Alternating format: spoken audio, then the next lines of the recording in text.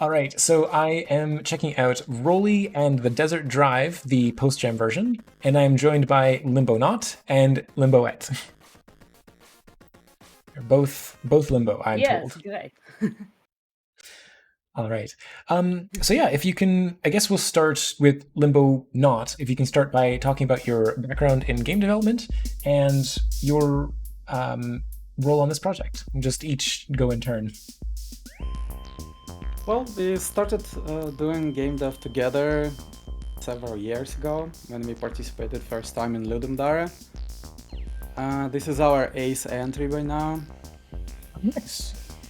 Yeah, and what else? We started with Unity, but we quickly switched to Godot. That's a good call. Yeah, yeah. Since recent events, that's Yeah. And well, it was a good call, I think. For 2D especially, it's pretty good. We really switched on the second game already. On our second entry we switched. No, actually, on the first entry to Ludum Dare, we switched already to Godot. Ah, yeah. The first game we were making was in Unity, but it wasn't a Ludum Dare game. True. It was so long ago. Yes. We actually using avatars from that first game as our avatars practically in many places. You can see them on Discord and Okay. That's our first game. Yeah. That's this one here? Yep. Yeah, that's our first game that never saw the light of day. Yeah, it was supposed to be a brawler with some elements of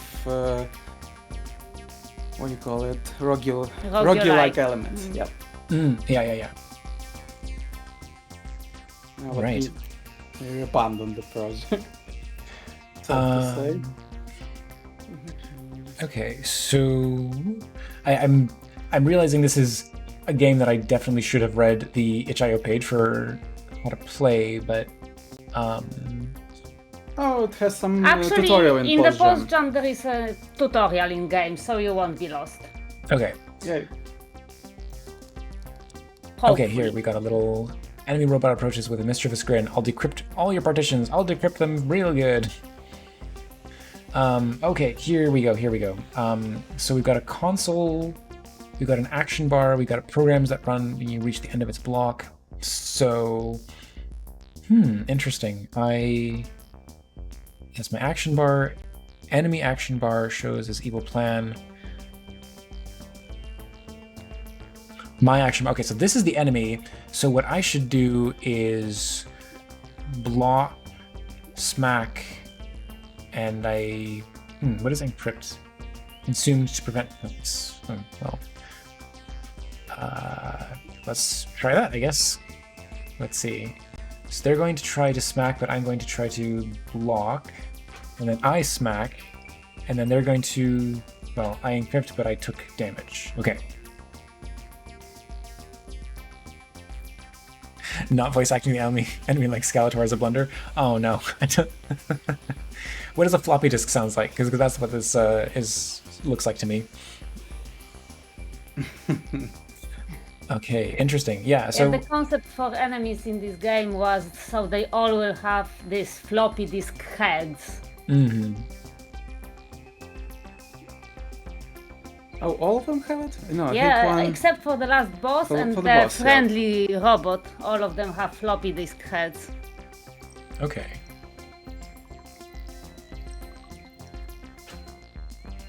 So I was able to block that attack, and I was able to give him a smack, but I see the shields persist per each turn. Sorry, I don't know if we quite finished getting through Limboette's role on this project. Oh, me? I'm generally a graphic designer, so my role here is I drew everything, I animated things, and I wrote actually all the text as well. Nice. Yeah, and we always do game design together. Yes, So we I are do game all the- design we always do together, yeah. I do all the code related things and Limbo does all the art. Nice. It's great that you can sort of collaborate like that. And the yeah, I'm curious. So what is the art made in? Any guesses? Hold on. I bet you cannot guess. Yeah. I can't guess what it's made with. I'm also not even sure if are the animations done within Godot or externally? Oh yeah. I mean, yes, with animation player. Okay. And also sometimes with A bit twinning. of particle effect. A bit of twinning here and there, yeah. Particle effect in only one place, yeah. So I drew everything in Affinity Designer, and the animations are, as you can see, done between poses. So there are several poses for each robot. Yeah. And they animate between them, and then there is this stop on the pose. Mm-hmm.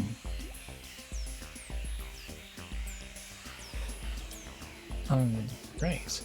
Yeah, earlier I was drawing a lot in Illustrator in Adobe, but I switched to Affinity not long ago, really. Usually we like to go to skeletal animation for our Ludum Dare games, but it usually takes a lot of time to set up and to animate. For this project we figured we don't have enough time for this. It actually, in our opinion, looks not bad, animations, without even dynamic elements like skeletal. Okay, I think I'm going to turn on fast combat because it's not hard to understand, but it does go like with the enemy's ability to put up shields and the fact that you can only get a few attacks in per turn, sometimes only one, the combat goes a little slowly. So I think having the fast combat option was a good call. Actually, we added the switch in the post-gen version, and in our original submission, the default is the fast combat. We felt like it would be too slow. No, I agree. I think it's a good call. Like, you probably should use some enhancers. They actually speed up a lot. They make it much faster. Yeah, I'm not always seeing the best opportunity to use enhance. Let me see if I can do that. I don't even know. Is it encryption? Enhance is good for everything. Yeah, Yes. you can use enhance to improve any program in game. Actually, you can improve another enhance. Okay. You get one less to choose from if you refresh. Okay. I guess I just, like, I always want to shield. I mean, I'm almost approaching this a little bit like a Slay the Spire, where I'm thinking of, like, my health long term, but does my health go back to full after this round of combat? Well, UI elements have actually tooltips there, and so shield is it consumes damage once and it disappears. So 1 point of shield absorbs 1 damage. Yes. And goes away. That's how it works here. I don't remember exactly how it was in Slay the Spire. Played it some time ago. I guess what I meant is I'm fighting this one enemy now. Does my health go back up to full after I finish fighting this enemy before I fight the next one? Oh yes, definitely. Okay, so then I don't necessarily need to worry about my health. I can be a little more reckless. I mean, now this enemy has only got 1 health left. Oh no, they got the shield. I should have used the enhance. Okay, let's enhance smack. That will be written on your gravestone. Should have used the enhance. Oh, I used encrypt instead of enhance. Darn it. Okay, smack, smack, smack. We win. We win. Yeah, the first combat is made to be like a tutorial one. It's a little bit back and forth and a little bit boring in my opinion. It gets much better from second encounter and further. Okay, so this is where we start to get new abilities where we can reorder some stuff. So this is keep spare programs over here. This is the shredder. We can get rid of stuff. And then we can rotate things as well. But I don't know what all these things... Oh, wait. Does it say... Yes, it does on the side there. Does one malware damage each turn? Shield doesn't block it. Encryption prevents it. That seems important. And then heal, enhance... Okay, so we probably want at least one encrypt. I feel like I can optimize the layout of this. Like the default arrangement of these tiles already lends itself to optimization. Which is nice for anyone who likes those kind of like a Resident Evil style inventory management. Although I understand that it's not necessarily like the best idea to fill up your space with one of everything. But... Well, actually, if you have two little programs, your drive will be resupplied with basic programs in combat, so it makes sense to keep it at least to 10 programs. Okay. 3, 4, 5, 6, 7, 8, 9, 10, 12, 13, 14, 15. Okay, well, I've got a lot here, so let's give it a try. But yeah, can you talk a little bit about the inspiration behind this game? Well, obviously theme was the inspiration, but the main probably Slay the Spire, I would say, would be, however, of course, our combat system is a little bit different. What else? Do you have any inspirations? Well, you are my inspiration really here, so. Right.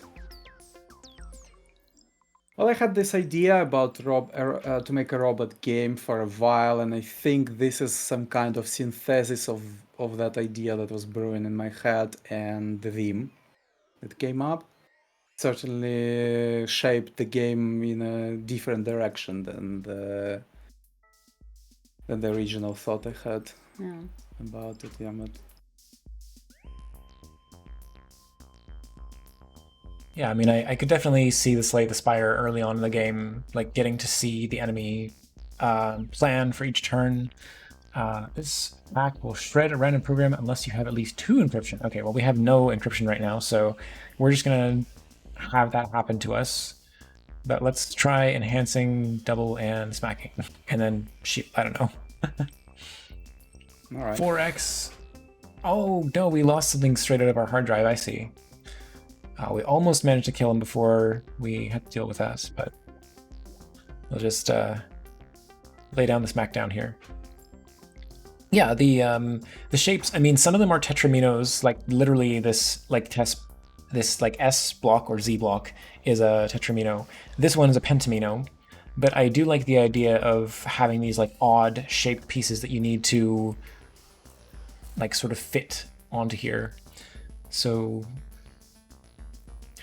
Yeah, at least we only lost a basic smack. That's probably not too big of a loss. You got an upgraded version now, I see. Yeah, this does 2 damage, and I don't know, bit rot seems like it's useful, but if anything, I want to make sure I have more of these enhance. We're gonna see how far we can get with reducing the number of shields that we're taking, and we're just going to go heavy on attack. What could go wrong? Right. I won't be spoiling. Okay. Best defense is a good offense. Well, that's kind of the idea right now. Yeah, I'll keep the zigzag with me because that's a more efficient shield. Like it does 2 shields, but it doesn't take up as much space as 2 shields. So same thing with smack. We'll grab the like smack Mark II. And move this enhance over here. I didn't end up using the mend, so I don't know. I probably do want this bit rot though. Like that seems useful. I'll have to rearrange some things in order to make space for it. But anyway, while I rearrange the items in here, play around a bit golf to optimize hard drive space. That would be great if somehow these games had like a meta connection with other games I played. But yeah, so can you talk a little bit about the actual development process? Sure. We started with a markdown file. as usual, dumped every single idea we had about Vim. Usually we try to arrive to an idea fast enough so we have enough development time to make a polished game. At least semi-polished. At least semi-polished. Only once we stumbled where we were brainstorming the idea for like 6 hours or something, right? Even more. I think once we brainstormed like almost till the evening, the next day it was just... Fall Girl was like that. Yes. So usually we use... But with this one we had an idea pretty fast. Really pretty fast. Usually we use Trello board to organize our process, but this time we forgot to do that. I have no idea how that happened. So we did everything in the Markdown file. It's basically was our design document. Wow. Yes, and my paper notes everywhere. Yeah, fair. That's total lack of organization, and the game suffered a bit on it. But Well, I'm glad it was able to work out in the end, even if it's not your usual process. Yeah, I have no idea why we forgot about Trello this time. Maybe because we started writing everything in the Markdown file and then, like, I don't know, it just went. And of course we took Godot for our game engine. We know it pretty well by now. Even have some hacking going on in C++ and stuff, so let's say there is no reason to choose any other engine by now. So he even wrote his own AI, which is beautifully called Limbo AI in Godot. Behavior tree implementation, yes. I have an open source project called Limbo AI that is written in C++. It's a C++ module for Godot engine. Oh, wow. And it's a behavior tree implementation with some, I don't know, ideas of my own, I'd say. Can drop a link in the chat. Yeah, for sure. If anyone is interested to check it out. It has a full-blown editor and debugger for Godot engine. The only downside is that you actually need to compile the engine on your own or use a pre-compiled builds. Because it doesn't support GD extension yet. But sooner or later it will be there. I think it will be easier to use. I'm confused. It's okay. Here it is.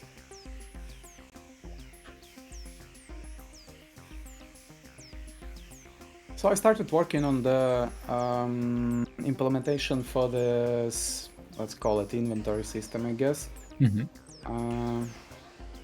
Right, and we're doing what? And I started with robots. There was this concept because robots, so obviously easy to make them modular. So I drew three torsos, 3 pairs of legs, 3 pairs of hands, and 4 heads, and I was just mix and matching, and afterwards making different colors to make them even more unique. Yeah, you mentioned that they... This way I got 10 robots with smaller effort. No, that's fantastic. I mean, it's a great way to be economic, like during a game jam. That's a really great approach.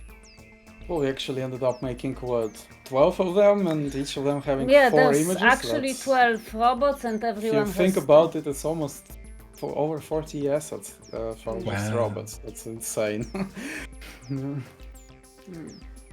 Yeah, that is quite a lot. My wife is pretty apt at drawing fast for game jams. It's just insane how much assets she can produce. No, that's it really sounds like you make a great team. But yeah, Oh, we so do. I think we do. sorry, I didn't mean to cut you off. It was nothing important. I think there's just like a slight delay on the audio. But man, I am obsessing over how to fill the deck with all these new programs I'm getting. But anyway, I guess the next question, like, because we've essentially covered the development process. By the way, how many enemies are there in the game? Like, how many fights, like battles? Because I know you said that there were 10 different art 10 regular assets. enemies. And one boss. Okay, One got it. boss and one friendly encounter. Yes, Oh, there nice. is also a friendly guy. We actually wanted to do a map like in FTL. Oh yeah, we had big dreams at the beginning. we had ambitions above the sky. It's just Yes, we wanted to explore continents, have adventures, choose your own path. it's just and- insane how overscope we got for just for this game. Not thinking that it's just 3 days. Yeah. It's insane. But yeah, luckily we got prioritized early enough so that we've got the game in the end, because otherwise we would probably not make it.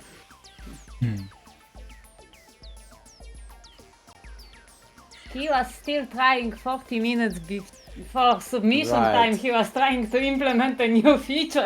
I tried to implement a major feature into Oh the game. no.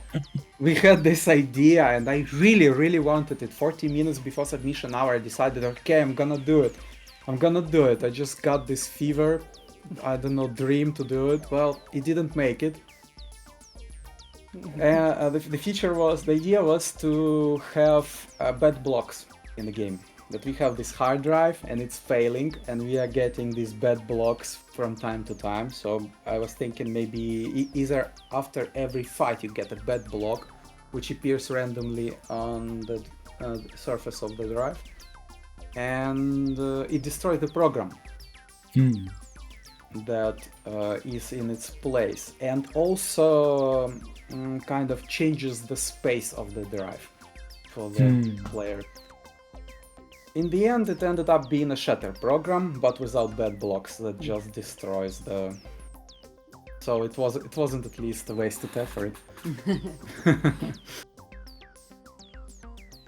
But we overscoped massively for this game. We had to cut corners in many places. I mean, even what's here is already quite impressive. So the fact that if there was any corners that needed to be cut, I mean, it's. Do you have any plans for a post-gen version to like re-implement some of those ideas that you had in mind? For a post-gen? Or... Post-gen, Yeah. I know that what I'm playing here is already a post-gen version, but do you want to like continue development even further? We are not sure yet. Yeah, I think we are thinking about it, but we didn't really discuss it yet. So no specific plans. Oh, we have ideas for a very long development session. Literally, I have in my notebook like 2 pages of to-dos there. Yeah. Written down, all those ideas that we didn't do and all those ideas we thought of when we saw people playing our game on stream. Quite educational, by the way, seeing other people playing a game. Taking a lot of damage here, but that malware that I was building up really stacked and did quite a lot of damage at the end there. Walk away, slow motion explosion. I had everything so perfectly laid out, and now I need to start getting rid of stuff to make space for the new things. No, if only space wasn't so limited. No, it's a really great implementation of the gem. Like I think it makes you think creatively, and like it is a puzzle of your own making. Oh my goodness, we're getting a huge raid from Practical NPC. Hello. Thank you so much. Oh, that's awesome. Yeah, so give me just a second here. I'm going to kind of share the link as well. So we are playing ROLLiE and the Desert Drive. I'm just realizing it's like WALL-E. Is that the idea? But yeah, so it's a really neat game that was made for Ludum Dare number 54, and right now I'm actually interviewing the developers of the game. So that is what I do here on the channel. I check out people's games, I interview the developers, sometimes like this in the context of a game jam, sometimes just in the context of work in progress projects. And if that sounds interesting, then please consider following the channel. If you have a game of your own that you'd like to submit, I stream regularly on 3:30 to 5:30 Eastern Time on Fridays. But yeah, so thank you so much, Practical NPC, for the raid. How was your stream? What have you been up to? And yeah, in particular, this game is a Slay the Spire-like, where you kind of build your deck with this little hard drive here by actually constructing it in these sort of like puzzle pieces. So I just finished a battle, and now I need to make the decision of what pieces I get rid of in favor of building out my deck to include some new features. So we can see how I do in terms of if I severely misjudge and get rid of some actually useful things. But oh well. Did a little gaming of our own. Nice. Oh hey, and thank you so much for the subscription. Let's see, who was that? Oh, Inda, thank you for the tier 1 sub. I super appreciate it.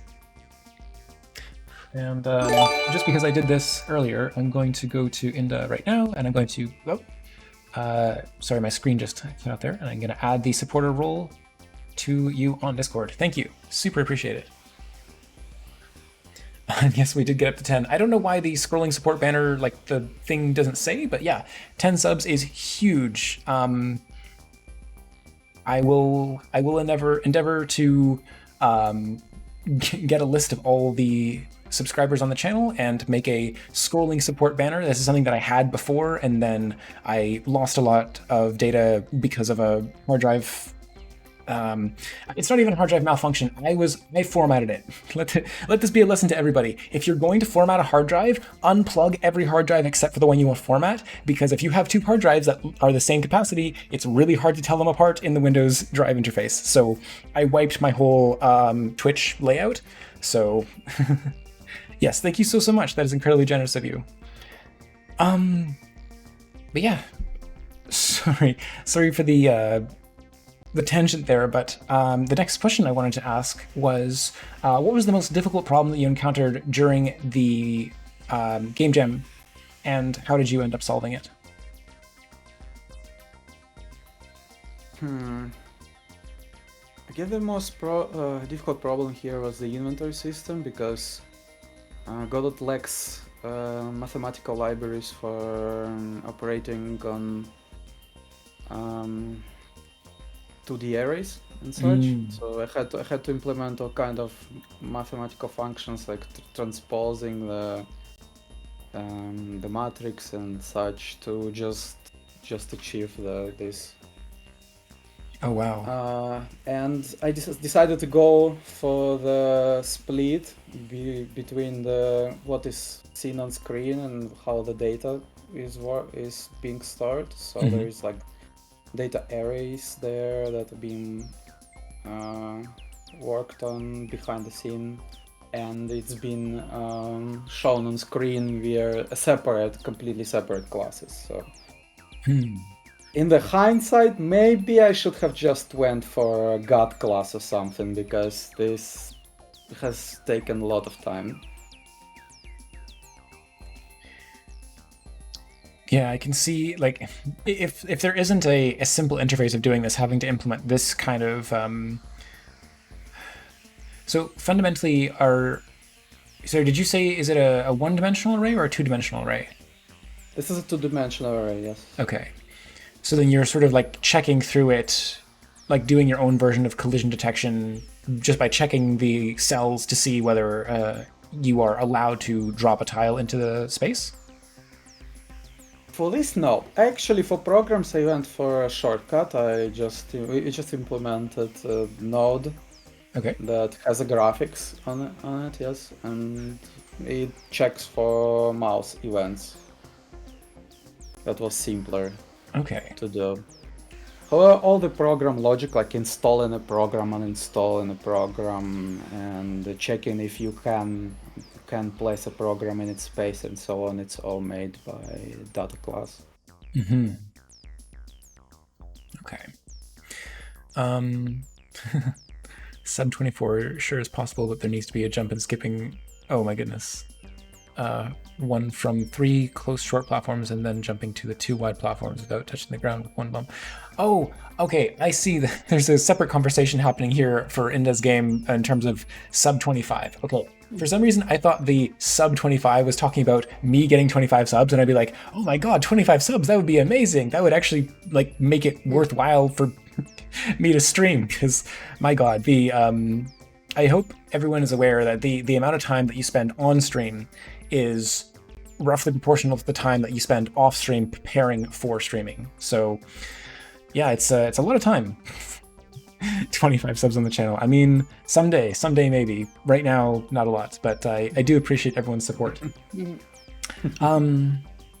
Yeah, and then technically speaking, how did you end up implementing the sort of the logic for the turns? Like, is it just an array of moves that are going to be taken?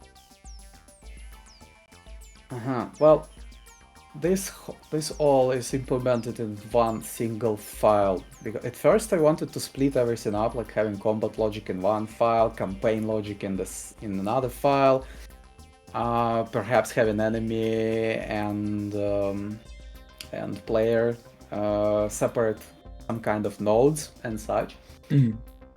But then it kind of got derailed along the way, and I decided it would be just faster to meet our goals to implement it all in one giant god class, except for player and enemy, which ended up being a simple data class with some methods on them and signals. So they could be reacted, like if enemy is damaged or enemy is healed and so on. And it's all done in one single class, which is called campaign, a node on the scene, which processes the combat, processes the encounters and rewards for these things. And each program is turned into a small data class, which is called action, which holds how long it takes to execute that action. Okay. And it connects it to the program. Program is also like a separate resource. Interesting. And then I just decrement the time by 1 on each program and see which one of them hits 0, and then executes those programs. An execution looks like basically giant match statement with like, if this program is this enum or that enum, do this, and so on. Yeah, and it favors the player, right? Like if both the characters take their actions at the same time, then the player's action triggers first. Right, and I did that actually by shifting player time by 1 backwards. So each of these programs is executed within 10 seconds time frame if you play on normal speed. However, there are 20 ticks, so each tick is like half a second, and each tick I check if some program needs to be executed, and we achieve priority by just giving a player half a second boost. Oh my god, I love it. Basically, player cheats. Yeah. Oh my goodness. Yeah, I was wondering whether it was literally just like a matter of like ticking things down, or whether there was an actual like this was just a visualization and things were being just processed in an array order. But yeah, that's really neat.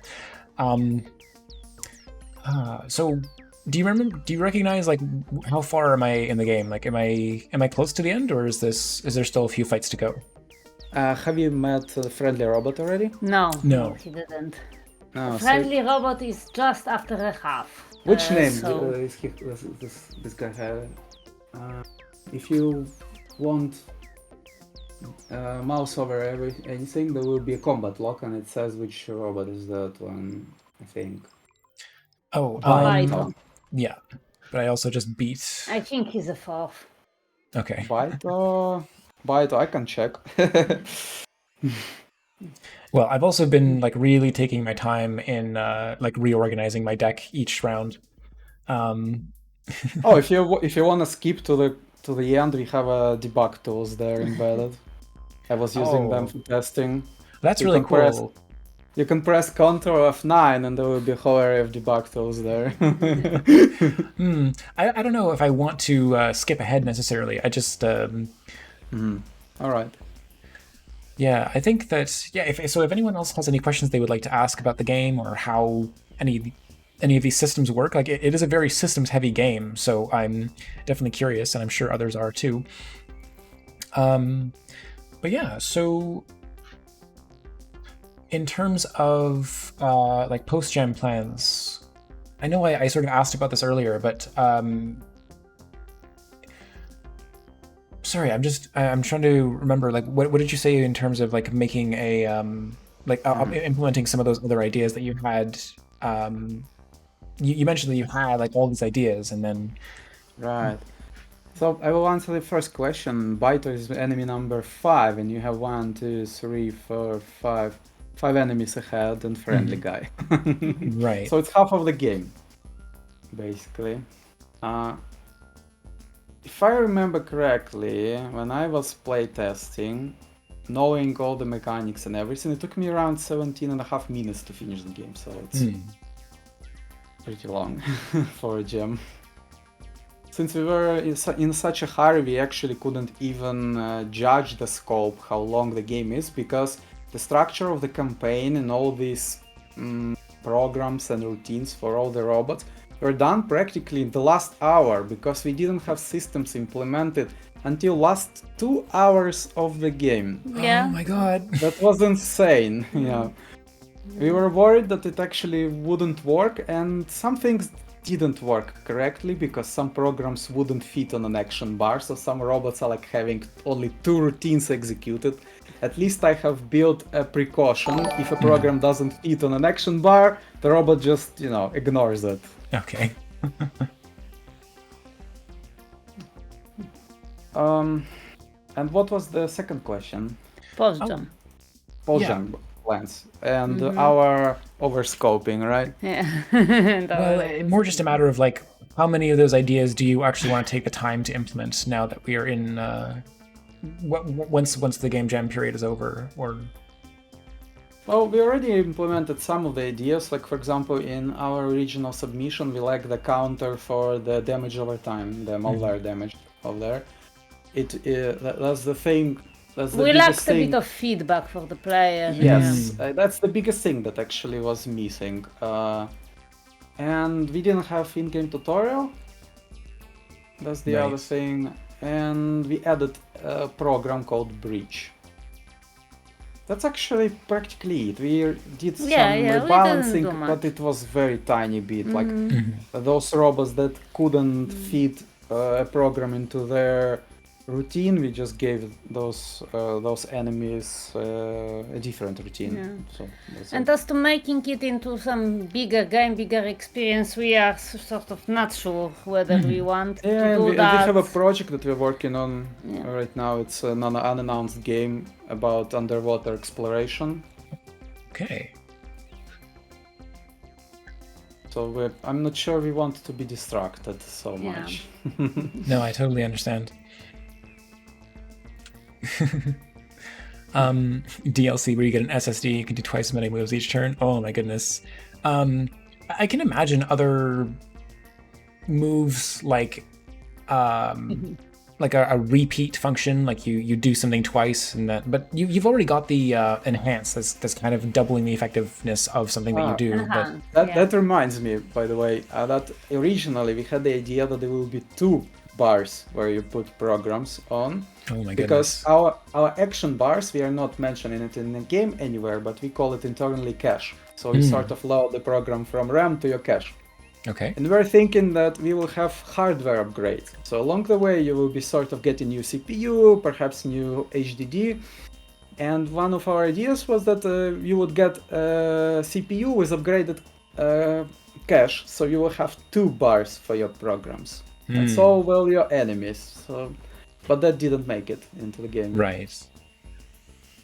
I can see that being pretty complicated. Speaking, we shouldn't probably plan for it, since that's too much for a gem. Okay, yeah, I made it to the dance robot. Oh yeah, so when you lose a battle, do you just have to start over from the same battle, or do you have to start from the beginning? From the beginning. From the beginning, yes, It's like Slay the Spire merciless.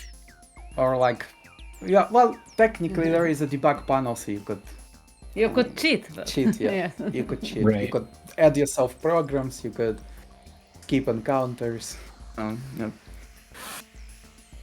But yes, the idea is it's the game like half an hour to an hour if you would put it on, say, commercial basis and make a game out of it. Mm-hmm. So we would probably go the route of FTL or yeah. So Oh my goodness, my enhance bit rot strategy seems to be tearing through these enemies. Oh yeah, enhanced Yeah, bitrate is that's- unbeatable. we also make Scramble pretty good in Yeah. the post gem. It wasn't as good as now. Mm-hmm. In the post gem, it now also cancels every enhancement opponent has, not just the program. It's pretty good, Oh wow. Yeah, there's a especially lot. with beatroots. Oh my god. Yeah, wow. I can definitely see like a lot of combo potential with some of these. It almost makes me wish that I like it's kind of a shame because like the amount of time it takes to create a like perfectly filled hard drive is so long that it makes me hesitant to make modifications to my deck. That's why we wanted so much to implement the bed blocks, because it would actually force you to do modifications and shift the landscape of your space. Yeah. Well, we're gonna see how far this takes us. Is this the friendly one? Oh, hands you Oh, out yeah. with floppy. Yeah, it's the friendly one. Oh, okay. So we're just getting more stuff. Yikes. Gift. Yes. Maybe you can talk about the art also, because this is first Oh, time yes, please we do. are working in. We are working in this new art style, because usually our games had very distinct, let's say, similar art style before. It was like vector, illustrator. Yeah, that's true. See, till now, I was sort of doing a different art style and consequently the same, well, almost the Similar, same. I'd say, yeah. Similar, Very similar. enough. Mhm. And this is a departure from that. I went a completely different direction. There's more messy, Mm-hmm. more wastelandy, let's say, and more hand-drawn than usual. Yeah, honestly, I wouldn't say that this is line art if I would look at this. Mm-hmm. Yeah, but it's still drawn in a line art software, so it, yeah. Right.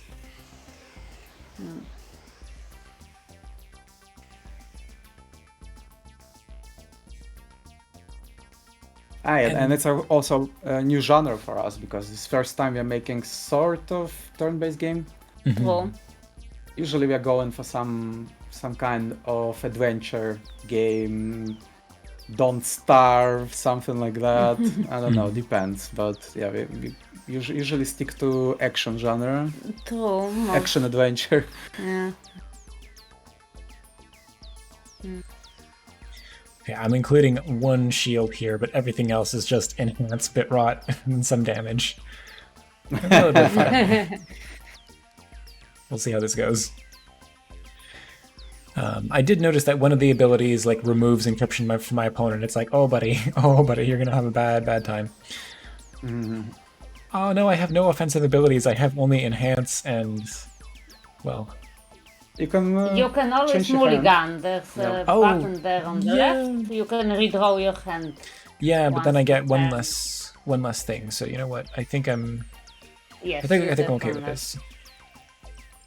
So yeah, that's scrambled, but oh no, if it's scrambled then it completely deletes the combo. enhancements. Oh, yep. All your Ah, enhancements are trashed. You can even Yes. see it in post-gen version. The striped parts is highlighting the program that will be scrambled. shucks. Okay. I mean, yes, I did see that. I just thought that like that one specifically, like I'm not gonna get up to a ×8, but I thought I would still keep my ×4. I didn't realize it would interrupt the flow. Well, honestly, I don't know how you're playing the game and talking to us at the same time, because when I first time was playing, I was thinking hard on my moves. I'm not. I'm just sticking with this like seemingly dominant strategy.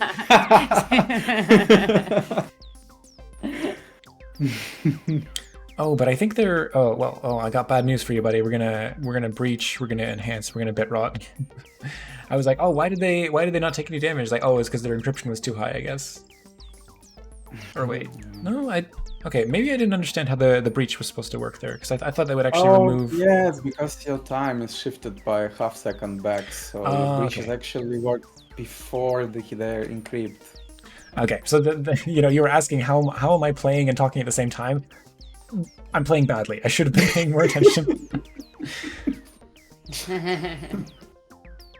Right, this one is very annoying enemy. I think he's very defensive and also tries to beat rot you constantly. Mm-hmm. Well, oh no, they're gonna block this because of the encryption that that was a waste of a turn. Okay. Yes. Okay, I gotta start actually paying attention. So this is going to scramble something, so I may as well get in a bit rot there. And then this is going to be scrambled, but I can get another bit rot on the other side of it. Okay, let's try that. But yeah, so if in case anyone, well, I should say, unless anyone has any other questions they would like to ask in chat, then you've already mentioned that there's another game that you have in development, but it's unannounced right now. Where can people find out more about that? Well, mostly on our Mastodon account. Mm-hmm. That's where we often write about our game development and also about our behavior tree module for Godot-Engine. So I will send a link into the chat. Here you go. Here you can follow for our adventures in game development. Nice.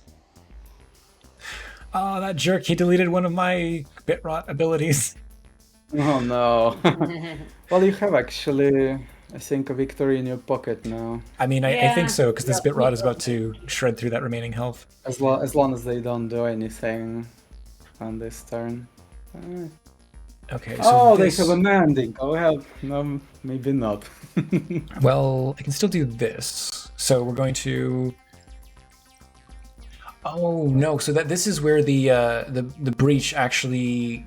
The fact that the breach activated before the encrypt went through was no good. Yeah. Okay, well, let's try to firewall, and then there's really no point in attacking, but I should try to sabotage that one. Well, I can do one bit of chip damage, but I think I win this turn now because there's no more mending, and that 5-bit rod is gonna take him out. Cool. So Alright. yeah, we actually have a footage of our game. it's in terms of our behavior tree framework was done. I'm not sure if I can find it. So I've never looked at Mastodon before, so I don't know. I guess it is letting me like scroll through without an account, which is always nice. It's not like Instagram. Yeah, it's pretty. If you have Twitter, you probably will not be lost there. We post on Twitter barely anything really. Yeah, I think that's everyone is kind of in that space. It's weird, like these two mass migrations, like everyone's leaving Twitter, everyone's leaving Unity. Like it used to be that Twitter was like, I got a Twitter account because I was told like, oh, Twitter is what game developers use to communicate. And it's like, okay, I guess I have to use a Twitter. I didn't want to, but now I don't have to. Get rid of that shield. Give me that enhance. Yeah, who needs a firewall? Give me that enhance. I'm not going to spend more time redoing this layout. I'm going to accept the two gaps and just enhance everything. So I posted a link in the chat. It's a demonstration of our behavior tree framework, which is open source. C++ module for Godot engine, and a little bit of footage of it in work with our game. Yeah. Right? Oh wow, this is really comprehensive. So is this like following a sequence of like counting down, or? Behavior trees is a way to organize your AI in a tree-like structure, yes, and it can do different transitions, like depending on the node. It can perform various, let's say, transitions between those tasks. So the leaf node is your behaviors as per se. For example, like move or attack someone, or maybe play animation, depends on how you structure your game. And those nodes that contain other nodes, they can be either a decorator, like in objective-oriented programming, that changes basically or alters behavior that it decorates, or it could be a composite node. Composite node usually has several of such behaviors, and it can switch between them based on its own logic. Like sequence, for example, does switch between behaviors based on the return status, and if a child returns success, it proceeds to the next child in that list. So it's basically a sequence of behaviors. Yes, if all of the behaviors succeed, they will all be executed in a row. I see, and then it can sort of intelligently skip, like, okay, if it fails to fall to a surface, then it like defaults to this behavior instead. Right. You see there is on surface, for example, was behavior with a question mark, yellow one. Yeah. That's a condition, and if you're not on the surface, it will return failure, and so the whole sequence will fail. Wow, yeah, so that's what influences the behavior for it to like continue rolling if it stays in midair. And then it'll like try to jump, it'll leap, it'll like follow a surface. This is really neat. Yeah, and you can see sequence has a cooldown decorator. That's a way to add cooldown to practically any behavior you have. So you constructed like a little tree of your behaviors, and you just use this cooldown decorator, and it will add cooldown to your behavior, no problem. So you don't have to re-implement it every time in every state or in every thing. It's pretty neat. Oh my god, no, yeah, I have absolutely done that. Like I have created state machines where every state machine like has a countdown before it advances to the next state, and then because the other thing that's nice about this is the branching. It's not just like a linear like state A counts down until state B counts down until state C. Yeah, this is really neat. Yep, and decorators is also pretty cool in this instance. For example, there's a time limit decorator there, and it basically limits time the behavior can take to finish its work. So behavior can return, for example, failure, success, but it also can return running, like it's doing its job, it didn't yet finish its job. So, and time limit, for example, can give a limit to any behavior on time it can perform. Right, yeah. But also you can apply it to almost any behavior, and you don't have to implement it in every state again. So nice. Yeah. No, thank you for sharing that. That is super neat, and it's also like super generous of you to make this both free and open source. Like, wow. I'm blown away. This is amazing. Well, thank you so much for sharing that. Thank you so much for coming on and talking about the game. Yeah, it's been really great. I look forward to seeing the next project, if that's going to be the Undersea game. If you are looking for feedback on that, I'd always be happy to take a look. Or if it's just the next game jam. Oh, that would be great. Yeah.